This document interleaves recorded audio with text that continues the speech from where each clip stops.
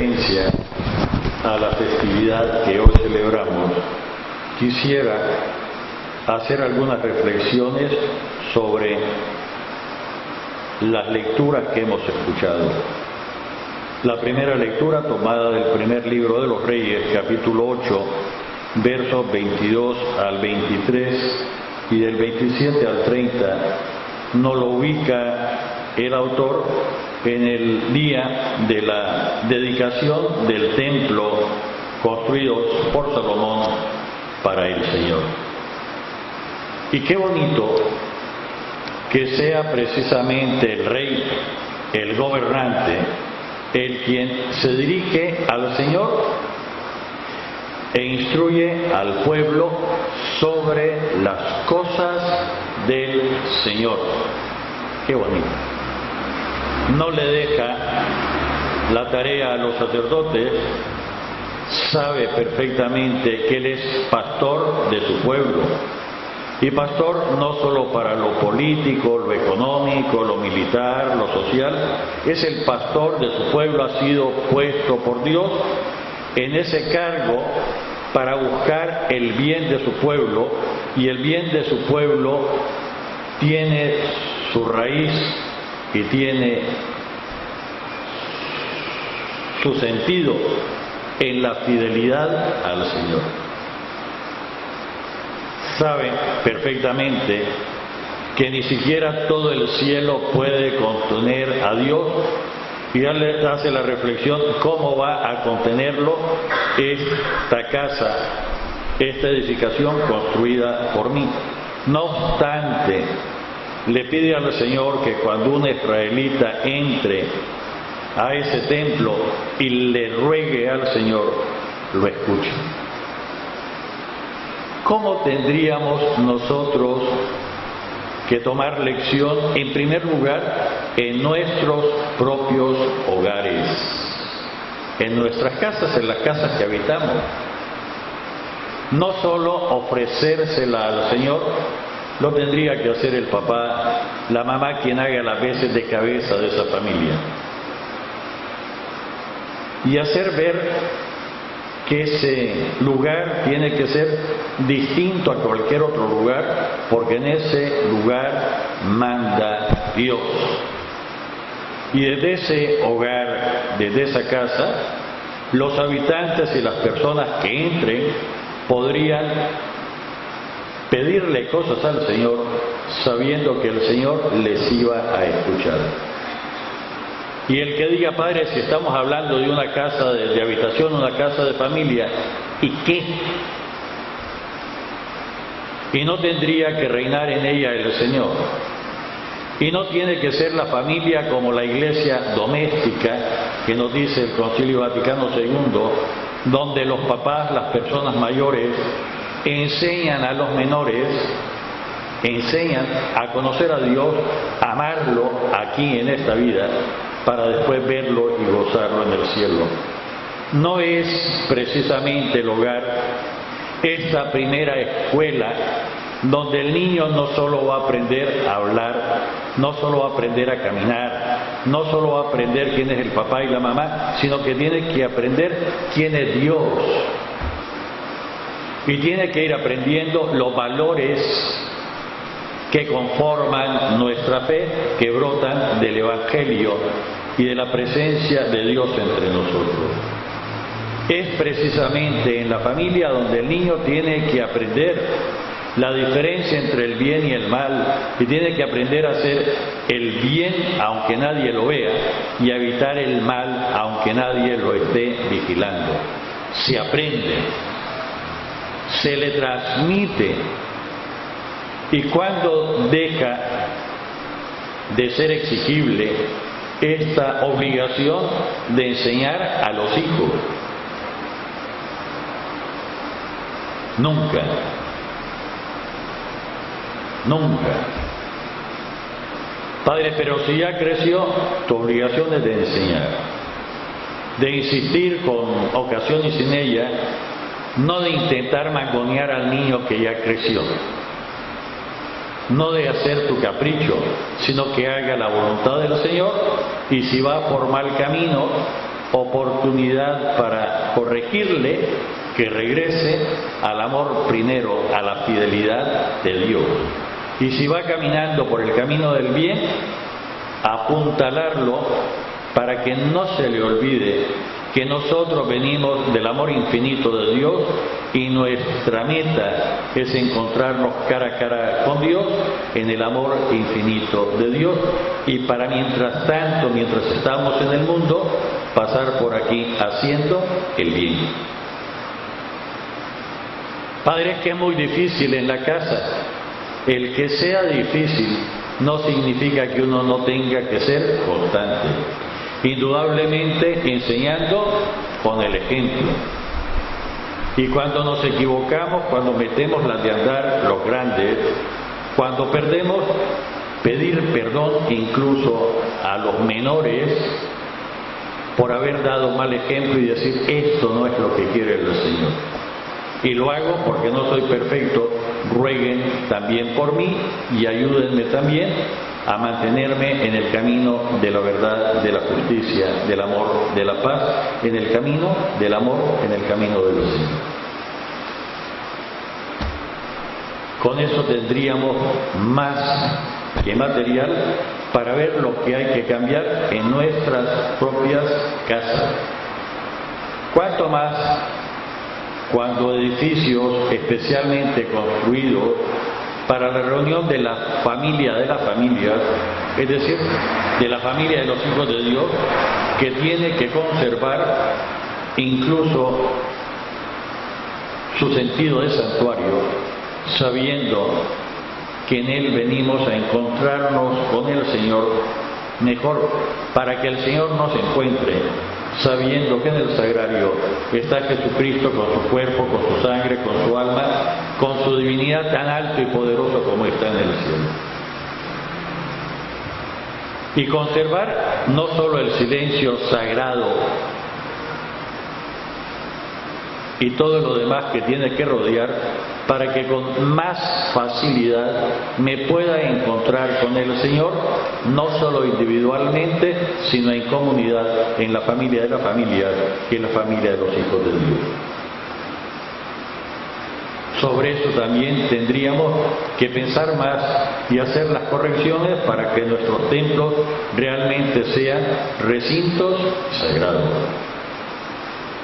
Y que todo lo que tenga el templo nos haga un llamamiento para que sea más fácil encontrarme con el Señor. Desde el silencio, la limpieza, la circulación del aire, una cierta comodidad en las bancas, en los asientos, para que pueda dejarme encontrar con el Señor con más tranquilidad. Y sobre eso tendremos que trabajar muchísimo, muchísimo más. Pasamos a este bello evangelio en el que tantas veces nosotros volvemos a caer una y otra vez, y otra vez, y otra vez, y otra vez, que es las apariencias. Las apariencias. Llegan donde está Jesús, Jesús está en la Galilea, desde Jerusalén, fariseos y escribas, a cuestionar a Jesús, a pelearse con Jesús, si quieren. Y en esta vez la pregunta que le hacen: ¿por qué tus discípulos comen con manos impuras y no siguen la tradición de nuestros mayores? Quien tiene la cortesía, el texto de Marcos, de decirnos que los judíos no comen sin lavarse las manos hasta los codos, y que cuando van al mercado, salen de la casa, no se sientan a comer sin lavarse hasta los codos, y que tienen la costumbre mandada por el Señor de purificar, es decir, de lavar las ollas, los vasos y los otros utensilios de cocina y de la mesa, lavarla. Y la pregunta es: ¿por qué no lo hacen tus discípulos? Y el Señor dice: ustedes se aferran a normas que son meramente humanas. el lavarse las manos antes de comer, o cuando uno ha salido de la casa y regresa, el lavar los trastos, las ollas, es de higiene. Es de higiene. Pero lo importante debería ser no del externo de la persona, sino el interior de la persona. Padre, ¿qué está diciendo? Jesús pone de ejemplo en partes similares a esta, el de los sepulcros blanqueados, por fuera muy bonitos, pero por dentro hay podredumbre. ¿Cuántos, tal vez de nosotros, se preocupan por las apariencias, pero no limpian el interior? Y se dan por satisfechos que se lavaron las manos, que los cubiertos relucen, los platos relucen, las ollas están inmaculadamente limpias, pero el alma está más sucia porque no la han lavado. ¿Y cuántas veces nos vamos aletargando y vamos dejando que esto suceda?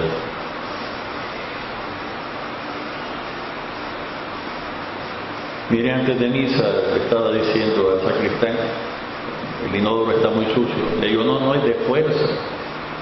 Echar un poquito de jabón con el cepillo no es de fuerza, pero sí de perseverancia, que se vaya limpiando.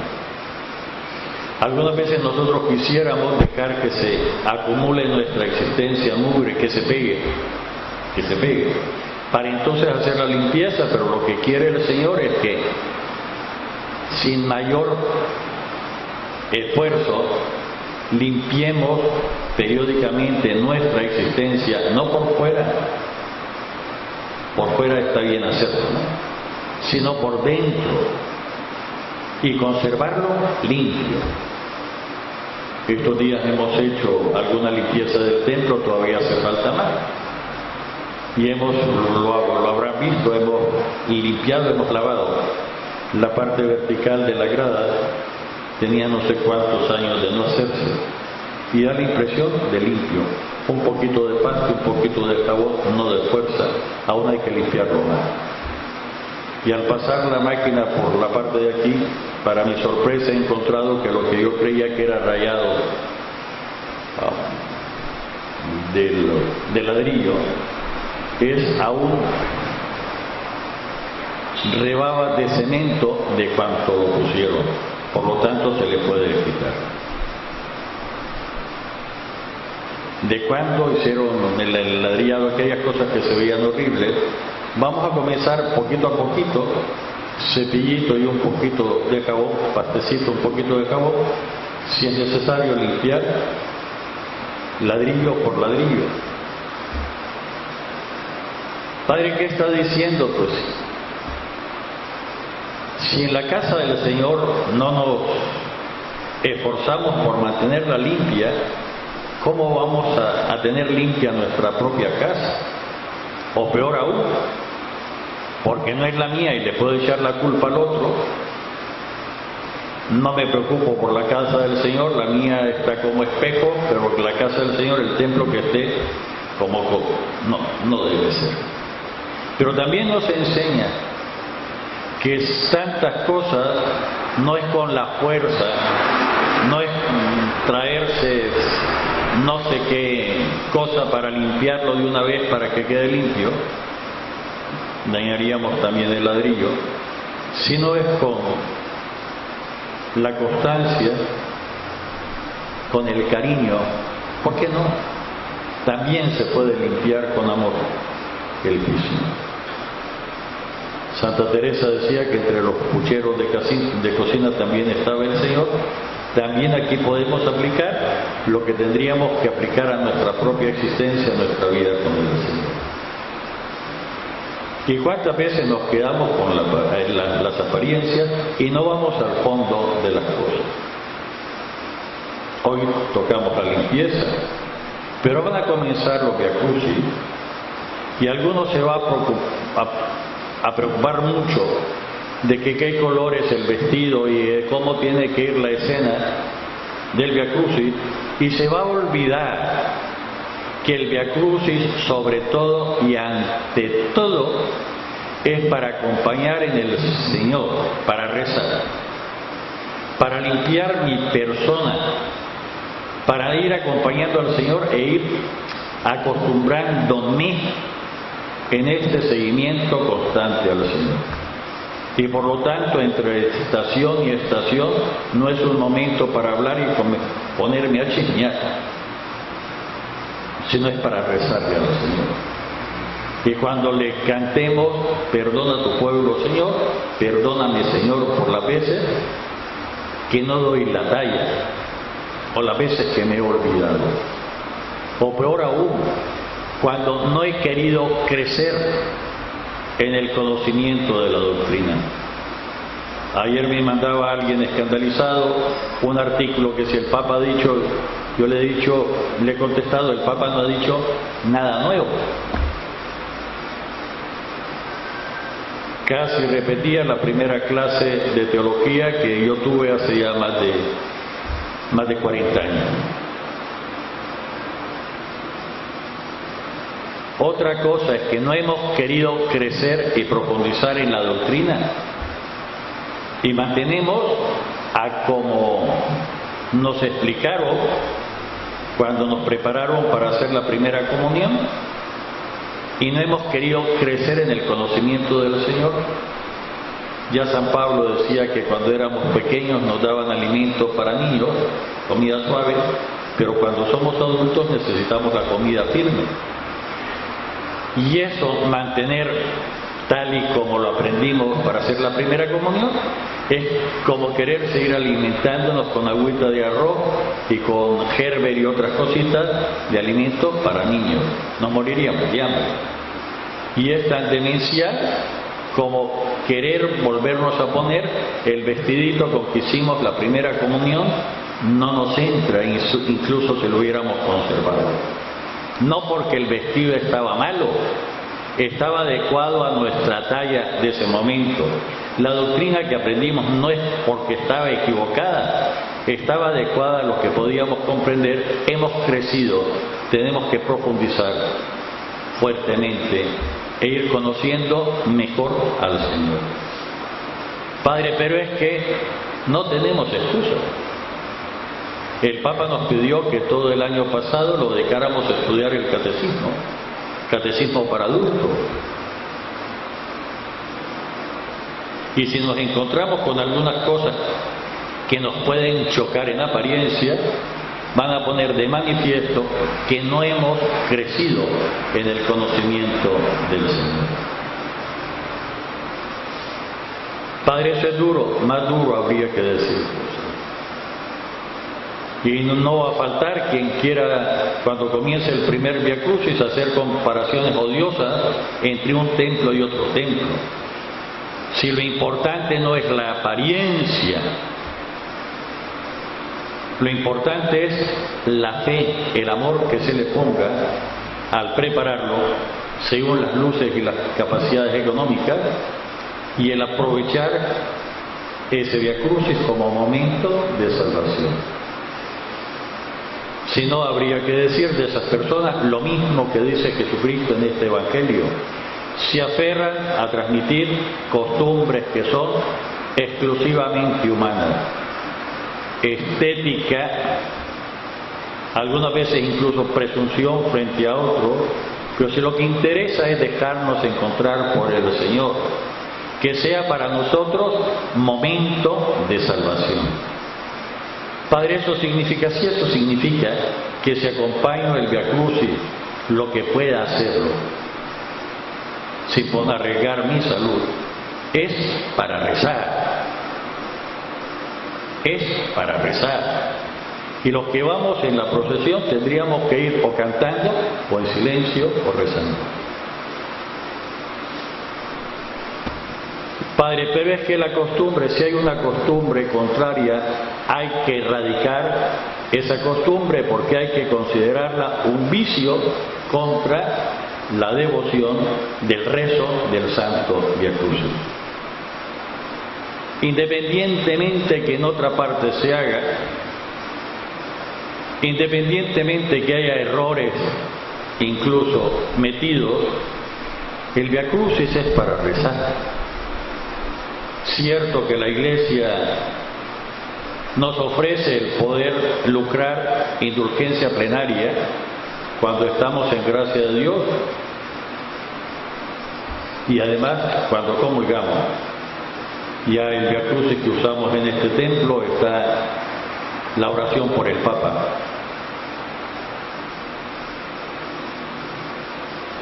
Y reitero, los Via Crucis y las procesiones no son una pasarela de moda, no son un concurso ni de estética ni de belleza, son un momento en que nosotros hacemos las condiciones objetivas y subjetivas para dejarnos encontrar por el Señor.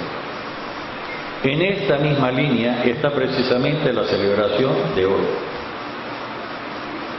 Y van a salir quienes se escandalicen porque día como hoy y otros días nosotros celebramos que el Señor nos envía como embajadora a su propia mamá. Y nos van a decir cualquier cosa. Y estos supercristianos se olvidan de que en el Antiguo Testamento, y ellos no se escandalizan, que Dios enviara como embajador a un ángel, el ángel del Señor, para avisar, ¿Y qué más si nos envía a la mujer cuya obediencia, cuya entrega al Señor permite que en su ser se encarne la segunda persona de la Santísima Trinidad? O tendremos que pedirle al Señor que nos mande solo embajadores de segunda categoría, ángeles, y que no nos mande de primera categoría como a María, que es la Madre del Señor. Y los movimientos feministas, con toda su propaganda y con todo el veneno que destilan, se van a olvidar de que el centro secundario de la celebración es una mujer que nos va a hacer referencia directamente a Dios nuestro Salvador. Pero el protagonista humano principal es una mujer. Si fueran ciertamente feministas, si realmente buscasen las notas de engrandecimiento al género femenino, tendrían que sentirse más que orgullosas, pero lo van a ignorar. Lo van a ignorar. Y nosotros vamos a seguir cantando Más que tú, solo Dios,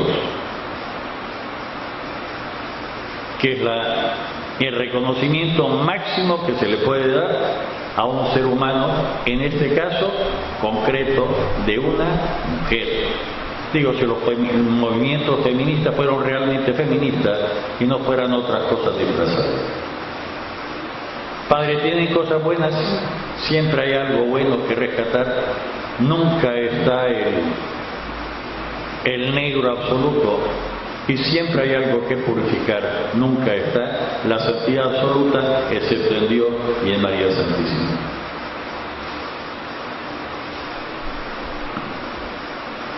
(1858)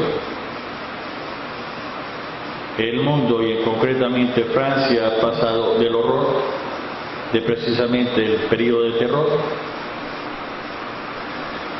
que acompañó a la Revolución Francesa, con Diderot, d'Alembert, y cuando la guillotina estaba más que usada ante cualquier acusación. Ha pasado ya las etapas de la primera parte de Napoleón y la segunda parte de Napoleón, y está reconstruyéndose. América ya se ha independizado de España. Hay un nuevo concierto mundial, un nuevo panorama mundial, y en este panorama mundial Dios nos envía como embajadora especialísima a su propia mamá, para hacernos ver que no nos abandona,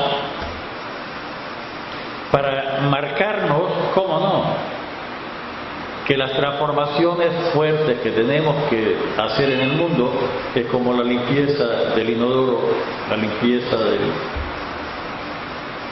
del piso del templo, que no son los grandes cepillos y los grandes químicos que hay que echarle, sino la constancia y el beso con amor, por decirlo así, a lo que está sucio, para irlo limpiando y no permitir que la suciedad se pegue. Ya habíamos dicho que tendríamos que aplicarlo a nuestra propia existencia, no esperar mucho tiempo a confesarse, a que ya se haga costra lo sucio, y más con esta limpieza frecuente, aunque no parezca que haya mucha suciedad, para que se vaya purificando más y mantenerlo limpio, Padre, pero usted pide mucho. No pido mucho. Es una simple aplicación de uno de los ritos del sacramento del bautismo. Recibe esta vestidura blanca y con la ayuda de los tuyos consérvala limpia hasta la vida eterna. Y ustedes saben tanto como yo que para mantener limpio algo blanco no es que lo ensucien y lo pegosteen, basta el polvo que trae el ambiente como para que necesite ser limpiada, necesite ser purificada. No hay que esperar a tener muchos pecados mortales, incluso un pecado mortal, para acudir al sacramento de la reconciliación. No hay que esperar a que se le haga una mancha o le caiga algo a la vestidura blanca, basta para mantenerla limpia del polvito que va cayendo. ¿Y qué nos dice María en Lourdes? No solo nos da a conocer un algo más, que es la Inmaculada Concepción, sino que nos manda a rezar, especialmente el Santo Rosario, que es el desgranar 50 Ave María, 5 Padre Nuestro, mientras vamos meditando 5 escenas de la esencia de nuestra fe, de las verdades esenciales de nuestra fe. Y nos pide, ¿cómo no?, que al rezar no solo pidamos por nosotros, sino que pidamos por el mundo, por los demás. Y este rezo, este desgranar el rosario, este ponernos en las manos del Señor y hacer actos de misericordia en nombre del Señor, no solo nos limpia, sino que es el beso cariñoso que vamos pasando sobre lo malo del mundo, o para que se le vaya quitando la costra pegada, o para que se mantenga limpio lo que ya va adquiriendo algún grado de pureza, sin olvidarnos de la propia familia. ¿Cómo no voy a rezar por mi familia? ¿Cómo no va a rezar el esposo por la esposa? ¿Y cómo no va a rezar la esposa por el esposo y los papás por los hijos? Y sería un hijo muy desagradecido que no pusiera en manos del Señor a sus papás, a sus abuelitos, sin olvidarnos a los tíos y a los demás parientes.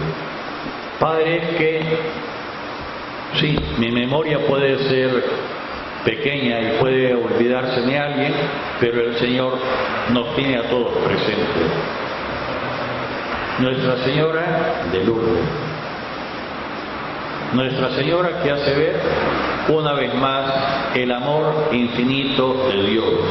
No estamos solos. El Señor realmente ha cumplido sus promesas. Y somos nosotros los que tantas veces nos apartamos de Él y somos llamados nuevamente a formar la familia de Dios, no solo para unos cuantos, porque la salvación es para todos los seres humanos y la transformación es para todo aquello que a causa del pecado de origen, pecado original, y la suma de los pecados a través de la historia han hecho mal en toda la creación. Con esta intención, con esta reflexión, durante la misa vamos a seguir poniéndonos en manos del Señor, acudiendo a María Santísima, en el nombre del Padre, del Hijo y del Espíritu Santo. Amén.